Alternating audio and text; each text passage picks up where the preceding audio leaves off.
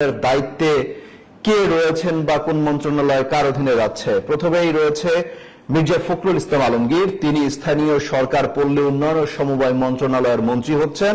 2 নম্বরে আছেন আমির খসরু মাহমুদ চৌধুরী, তিনি অর্থ পরিকল্পনা মন্ত্রণালয়ের মন্ত্রী হিসেবে দায়িত্ব পালন করবেন, শপথ গ্রহণ করবেন। সেই সাথে সালাউদ্দিন আহমেদ স্বরাষ্ট্রমন্ত্রী হিসেবে দায়িত্ব পালন করবেন এবং স্বরাষ্ট্র মন্ত্রণালয়ের দায়িত্ব তার কাঁধে পড়বে। একই সাথে ইকবাল হাসান মাহমুদ, তিনি বিদ্যুৎ জ্বালানি ও খনিজ সম্পদ মন্ত্রণালয় অর্থাৎ বিদ্যুৎ জ্বালানি ও খনিজ সম্পদ মন্ত্রণালয়ের মন্ত্রী হচ্ছেন ইকবাল হাসান মাহমুদ, তিনি এই মন্ত্রণালয় সামলাবেন।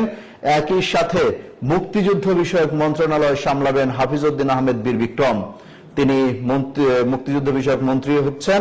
একই সাথে আবু জাফর মোহাম্মদ জাহিদ হোসেন, তিনি মহিলা ও শিশু বিষয়ক এবং সমাজ কল্যাণ বিষয়ক মন্ত্রী হয়েছেন। সেই সাথে আব্দুল আওয়াল মিন্টু, তিনি পরিবেশ